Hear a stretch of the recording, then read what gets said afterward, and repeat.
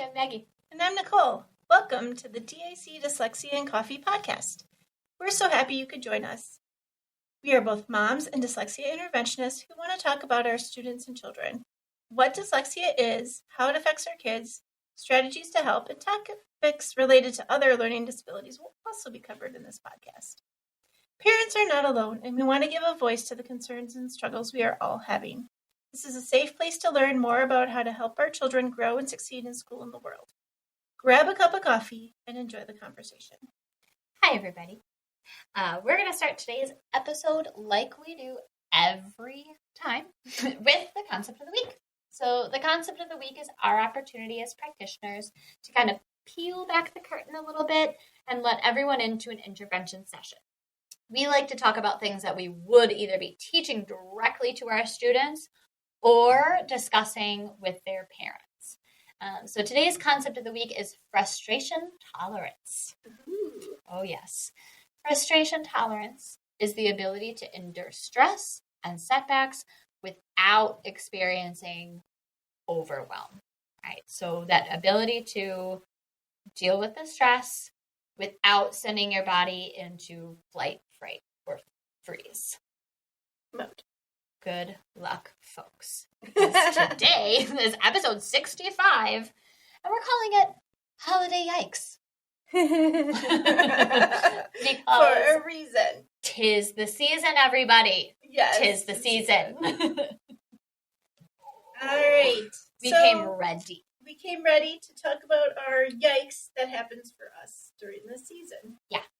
I mean, okay. So full disclosure, this episode is going to be kind of a laundry list of things that we find really stressful and things that people do not specifically address with kids when you have any kind of special need, right? Like these are the things that stress all families out, but when you have any kind of child with a special need, these are things that just add even more things to our plates.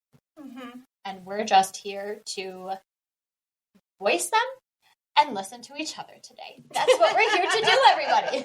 So may this And think find about you in your head. Yes. You can probably follow along pretty well, Yeah. I think. Absolutely. This is stuff that I think we all go through. Absolutely. Absolutely. Oh, we came so ready to record to this today. We did.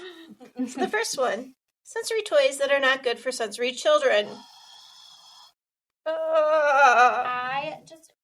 This drives me all the way crazy. I do not understand how, I do understand because it's like making a buck. I feel like these days sensory is like a buzzword. Correct. And people think like, oh, this is sensory friendly. What is sensory friendly about flashing lights?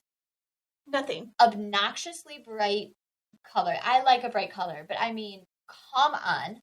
Mm-hmm. What is good about... Yeah.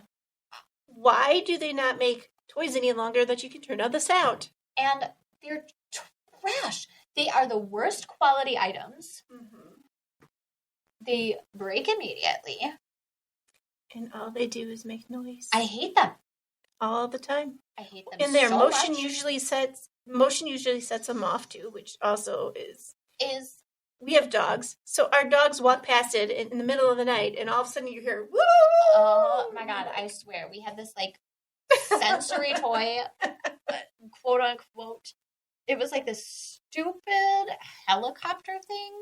Mm-hmm. And it said something about like, I don't even remember what the phrase was, but it was awful. And I swear with like all things that it would just get triggered and go off. And I don't know. I swear, I thought we lost it, like completely lost it. And unfortunately we didn't. And you hear it again. And we hear it again. I just stop calling if you're going to make an obnoxious toy and just don't call it a sensory toy. Okay. Yes, because there are specific sensory toys and products that are really great. Yes. So we're not saying this about all of this. It's the ones that are not actual sensory products that Yes. your occupational therapist or your Mhm. school psych or maybe your special ed teacher would recommend. Right. These are the ones that are manufactured Labeled and sensory. put everywhere. And well-meaning people who do not really know your children that well purchase them for you, and they come into your home, and you hope that they don't last. Yeah. I mean, again, this is where I have never been above. That needs to leave my house, and it's never coming back. I don't even. I mean, it sets off our auditory students and children a lot, right? Yeah. Those noises, the flashing lights can set off seizures. Like, there's lots of different reasons why they're just not good. They're not. They are not good. There are, I mean, to Nicole's point, there are excellent sensory toys that really do exist. Yes. If you are a person who is out there doing your holiday purchasing and you see a label that says sensory, do everyone a favor and consult somebody, right? The parent or that at you have least in look mind, it up, because there's a look it lot of up, things something. that will tell you, like anything now you can see what the Yelp score is or the Google score. You know what I mean? Like, something. you can say, oh, this family didn't like it because you can't turn down the noise. Yeah. Oh. Or you can't turn it off, and so it just... Yeah. You know, and furthermore, if you are a person walking about that on purpose purchases things that make obnoxious noises for the parents in your life, please stop. It's not cool. It's not cool, right? Please stop. PSA. Don't do it. Hot take. All right. So our next topic is disrupted schedules. Oh, my word. So obviously these things are things that we bring forth because they are things that we have experienced. Yeah. So the schedule changes of, first of all, not going to school is a big thing, right? We all know how I feel about that. Go to school. And then people eat at different times because of the holidays. They go to people's houses later than normal. They don't go to sleep at the same time. All that compounds in our children, and it makes them so overloaded. And their frustration tolerance goes way down, and so does their parents. Yes. And I feel like this is something, too, that I feel like has increased tremendously since, our own childhood. Yes, we had the holiday concerts. We had the, things that were at school. We had the things that if we were involved in, a sport or activity, usually there's some kind of holiday thing associated with that. Right. But I feel like the amount of everything has just increased, and the expectation that you somehow have to do it all.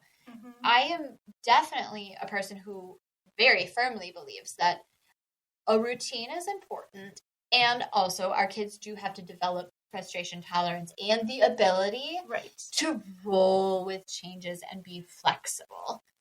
But it is impossible to strike any kind of continuity when it's just disruption. Correct. Or I don't know. And I feel like the even holiday season is so much longer. I mean, yes.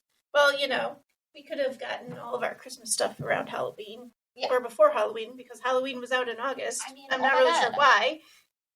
But yes. Yeah. I agree. It's extended it. It's extended. And so this disruption in schedules and, kind of leads into our next gripe, yes. which is just families who really, truly don't understand when your kid has a special need, and sometimes they can't do what other children do, and that is okay. Yes, let's say that again. This is okay if you can't do everything. Yes. Or if it doesn't look quite the same. Right. If you have to change something, change it. Yeah. And I think this is a really hard concept because it took me a while to learn. I tried to fit in with everybody else every holiday. And it never worked because we would be screaming and leaving in the middle of the festivities every time. So now we're very structured in our unstructured time. Yeah, because you really have to be, and it's just, I think it is one of those things that, Auntie Margie, who raised her kid in, not now, Right. And her kids were typically developing, and yeah, we did everything this way. I mean, that's great that that worked for you. My suspicion is that it didn't actually work for you, though, Auntie Margie. Who's fictitious, by the way. I do not have an Auntie Margie. But I suspect that actually that didn't work for you. And a lot of times that, like, judginess is coming from a place of, like, well, I had to suck it up and do it, so you do too. Right. And I just don't really want to operate that anymore. It's not interesting to me. Exactly. There are times and ways that I do want to push my kids to participate in things that maybe is not their favorite thing. Correct. But that has to be balanced on the other end.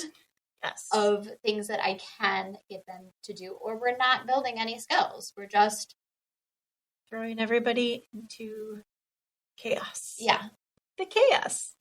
I definitely I think, I don't want to say mastered because I don't think I'm ever going to be there, but like definitely I have taken the liberty as a mom to say that does not work for my family. We will do this part and not that part. Correct. We'll be there when we're there. The next one is society expectations around the holiday. I think we kind of discussed that one already. Yeah. Because that's... I like the next one. Different types of meals and how our kids don't deal well with it. Yes, my kids only eat certain foods. Yes, sometimes I have to give them a hot dog on Christmas. Sorry. And I think it's kind of the all of it too. It's like, what is it to you if I do just give my kid a hot dog? Like, you don't see me the other 90% of the time when I am trying to get my kid to try something new. I mean, in my house, I do introduce a lot of different foods. Like, food is like a big deal in our house. Like, we cook a lot together. We try new things. It's kind of just part of our family culture that we I guess what we're saying is, it. In a stressful situation, you're not introducing something new. I'm not. I'm giving them the steak and chicken nuggets that they like. I know, right? Like, because, hello? Yeah. Anything that's covered with something is probably, ew. So we know that's already going to set them off. Yeah. So why are we doing that when there's lots of people around in a different environment with a lot of different things going on? That's not a great time to do it. It's not a great time to do it. And also,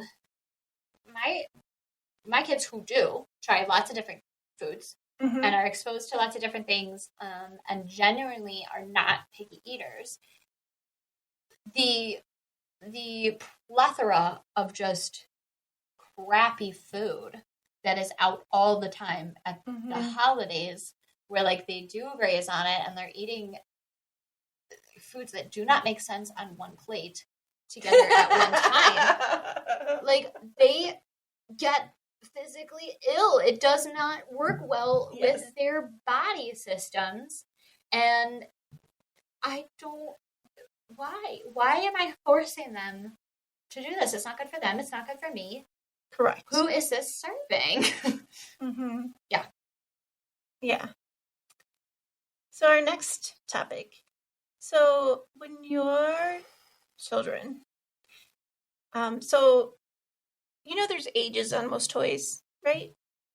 Yeah. Yeah. And sometimes peers of your children are ready for those age-appropriate items, and sometimes our kids are not.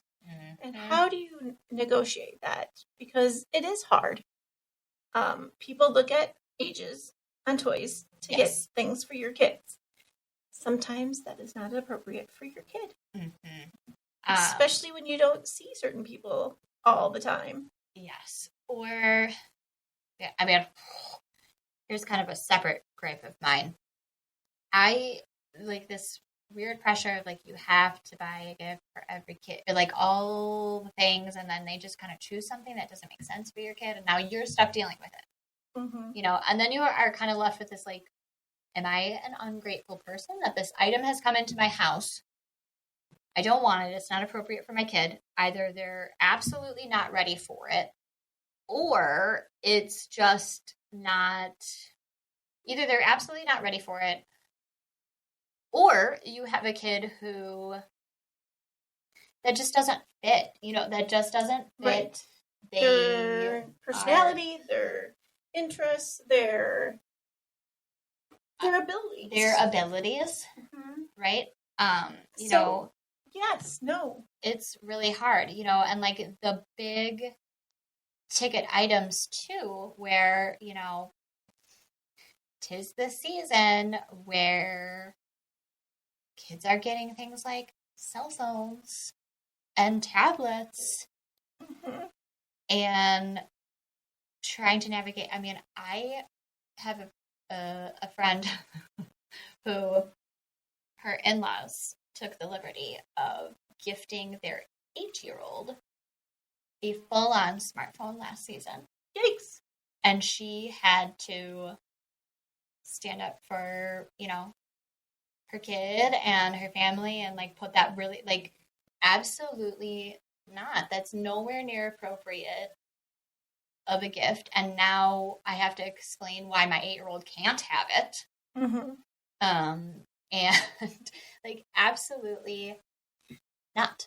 Yeah. And some of it is not just that they're not appropriate, but sometimes it's the fact that they haven't asked the family. Yes. What their thoughts are on certain things for a certain age, right? Like, there's different families that an 8-year-old would get that, and there's other families where they won't, and that's dependent per family. And those type of gifts are really hard for parents to navigate, I think. Absolutely. And just the like that wasn't really yours to give. Right. That was, that is not appropriate for someone who is not the decision maker in the family to gift that kind of thing. And I just you have to really walk that hard line, and it gets harder and harder the older they get. Right. That's that kind of, we can think of things when our kids are little, or when my kids were little, I was excellent at culling the hoard of toys. True. But now they see it. Now they see it, and they also remember it. Yes. When they were little, I was quite skilled at nope, that's not gonna happen. That's not gonna happen. And now it's like the peer-to-peer kind of relationships and comparison game that happens all the time, but like is turned all the way up at the holidays. It is really, really a tough thing. And then you have to layer additionally, that's hard for every family, every parent. Additionally, now you have to layer on a kid with any kind of neurodiversity. Correct. Because they might even be further behind. Yes. Their peers, and they see them getting it, and they don't understand. Yes, exactly. They don't understand, and it is more than just, here in our house, these are the rules, which is, usually my go-to, and it still always will be, right? I still get to make the decisions for me and my house, this is what's appropriate. Right. But the fact that I have to continue to repeat myself and have to kind of continue to,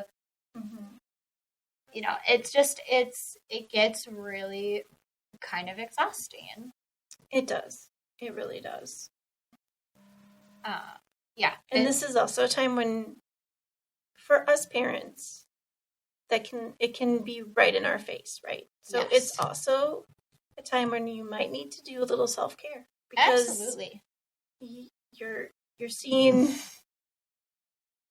peers of your kids, Mm-hmm. Mm-hmm. and you obviously see the differences, and it's okay to need time.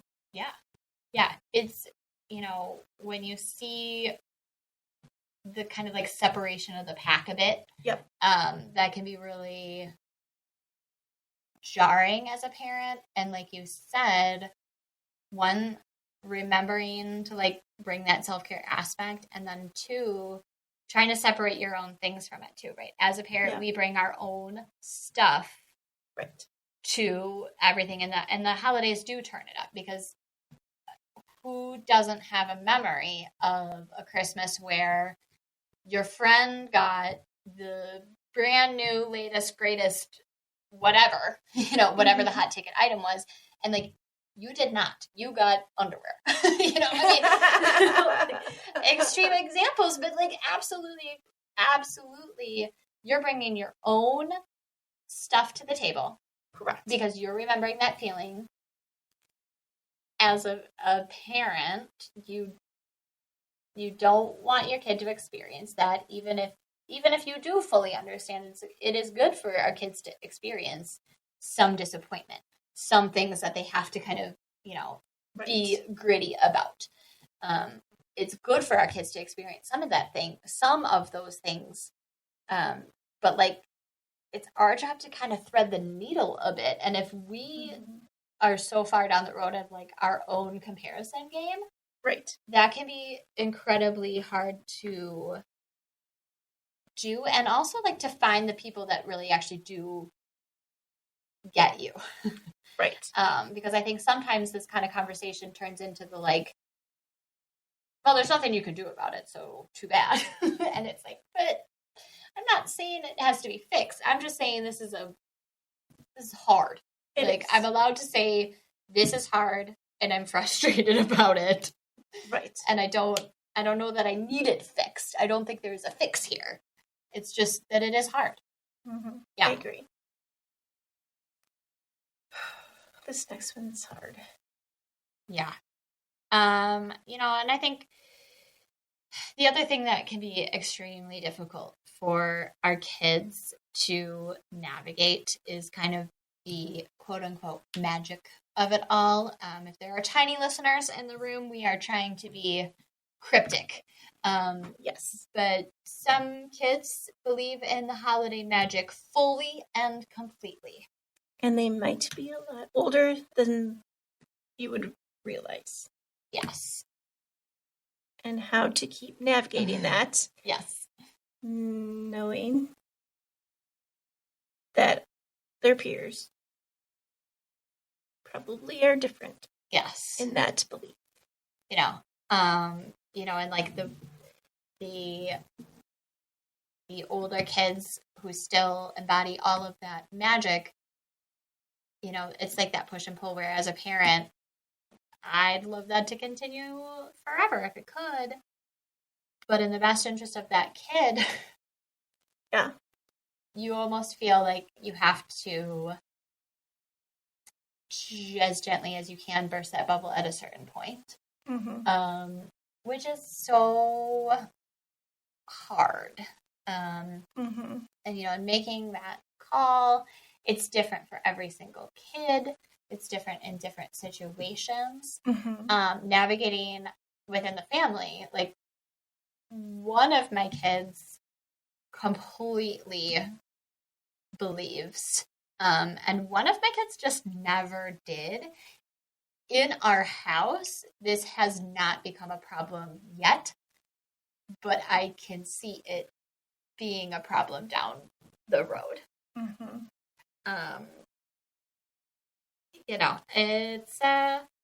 It's a tricky topic. It is a tricky topic. Yeah.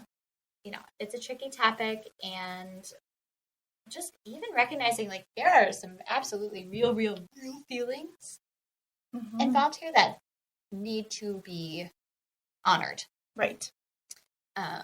And respecting, again, other people's boundaries at that. Exactly. Definitely, I had the magic ruined by some snotty kid on the bus. It was not great. It was not a great experience. And yeah, that's hard. It is hard.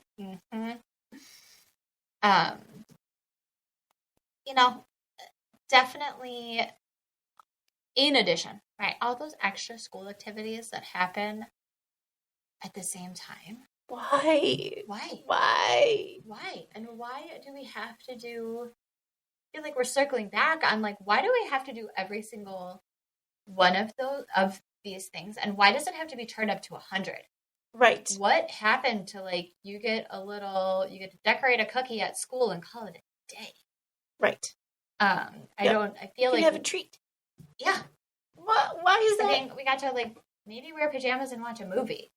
Yeah. Perfect. Done. Sure. There you go. And just be done with it. We don't have to do everything turned up to 100 all the time. Right. All the time. It seems like it is. It does. It does seem like it is. And then in addition to all of the activities that you have to navigate, the extended time off from school.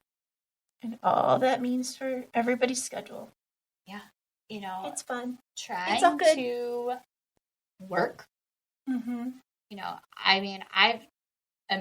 have the privilege of a pretty flexible job where I can, pick and choose and block time off for family and block time off for work. But that is not all the case for everybody. Always the case for everybody. And just just feels like everybody wants, like, a piece of you.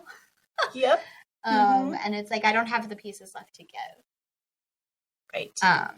And again, I think that's, like, an everybody thing, but, like, turn up to 100 when you have any kind of special consideration right in your house. It's like the holidays can feel like such an isolating time because it just, you don't feel like people actually really do understand you. You might have a bunch of people in the room. Yeah.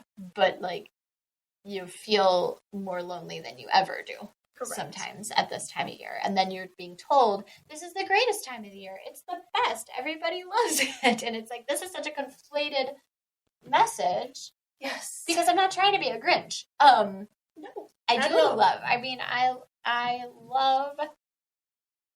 this time of year. I love this time of year. I love trying to make the magic for my kids.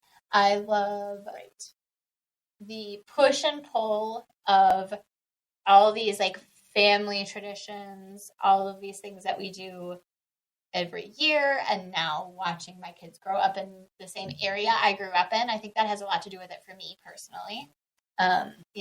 Repeating experiences that I had or my husband had. I love all of that. But I think what is not talked about is, like, it's both, and I both love it, and it is the hardest, most frustrating time to be a parent of a kid with any kind of special need at all. Yep. Yeah. Going to see the big guy. For our kids with sensory issues, so hard. So hard. And every child is different. Some children love it. Some children hate it. Some kids won't even go in the room. Yeah. And it's all over the place. And it is. We actually gave up. Yeah, we have stopped doing this as well. Partially just where my kids are age-wise. It's okay to leave that in the rear view. And partially because I don't, even as an adult, like, why am I forcing this on my kid? I mean, it just feels very, if that is something that floats your boat as a parent, more power to you. But I think it's another expectation. It is. It's a societal expectation. It's a family expectation. It's something everybody wants the picture. Everybody wants the picture. Which we never get anyway, so. No, and no, I'm not purchasing that. That'll be $35. Like, I don't think so for a snapshot. A kid crying and the other one running away and the other one going. Yeah, I'm good. So, yeah. Hard pass on that. And the idea that, I don't know, it's like that idea that, like, this is supposed to be so much fun, and then it's not. Yeah. You know, dealing with that space. I think, like, dealing with the space of this is supposed to be the most magical, fun, wonderful time of the year. And then when even your own expectations, society expectations, whatever, like when there's that gap, right? Like that big gap, yeah. You know, the therapy term is like the pain is in the gap. And I think that's more true than ever around the holiday time. Correct. And I'm just going to add this last one because I think it's a very universal issue. The cold, and where the heck do our mittens and gloves go? Oh my God, we just purchased new ones. And they disappear. And they're gone. And then they're so expensive and you have to do it again and again and again and again. Yeah. I just sometimes want to glue it to them. I agree. Totally agree. They're worse than the socks. It's worse than the socks. Just because at least in the socks, you can get a big package of socks. Mm-hmm. But you can never do that with gloves. Really. And just by the way, where we live, mittens, gloves, scarves, hat, all the things, those are absolutely not optional here. We need to have them because of the cold. It is not safe to go outdoors without those things, you know, for 3 months out of the year for sure. Correct. And if we're being honest, a little longer than that. But but in my head, I have to say 3 months so that we can still live here and like it.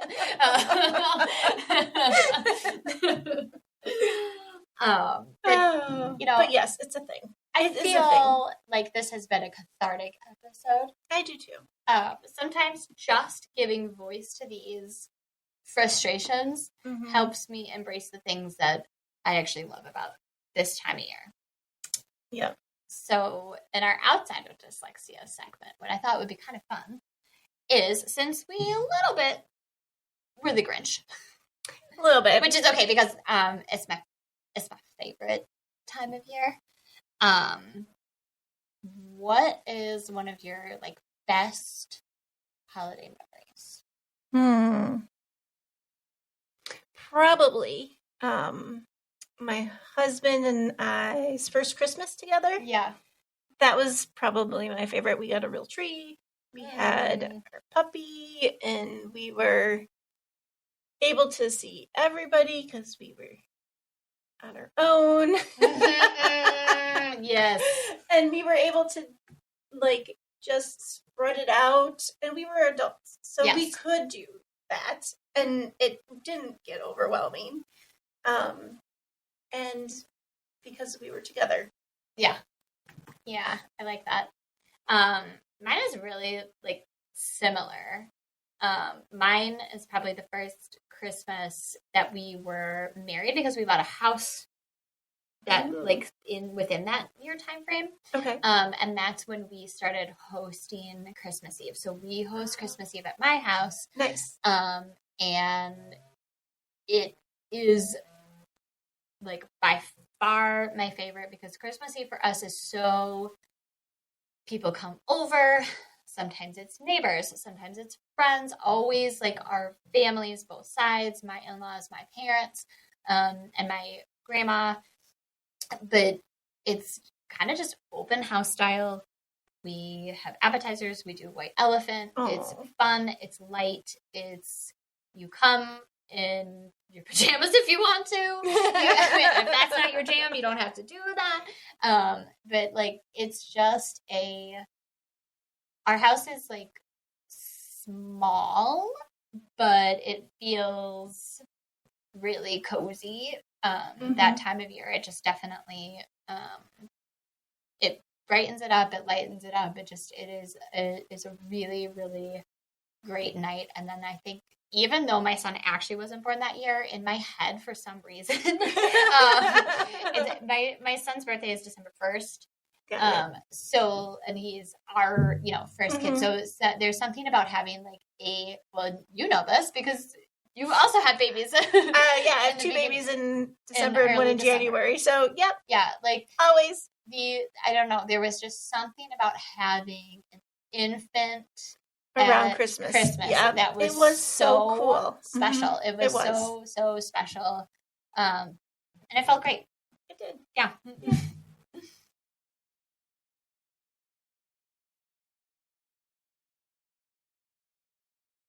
All right. Well, everybody, thank you for listening to our holiday yikes episode. We really do hope this made you feel better. If you have your own holiday yikes, please share. We'd be happy to talk more about that at any time. We like being heard, and we like when other families get to be heard too. If you do like our show, please follow us on social media and reach out if you have any questions or would like us to discuss a topic. If you like our show, and be sure to follow and rate us on your favorite podcast player. This is how we reach more listeners and we get to help more families. Thank you, everybody. Thank you.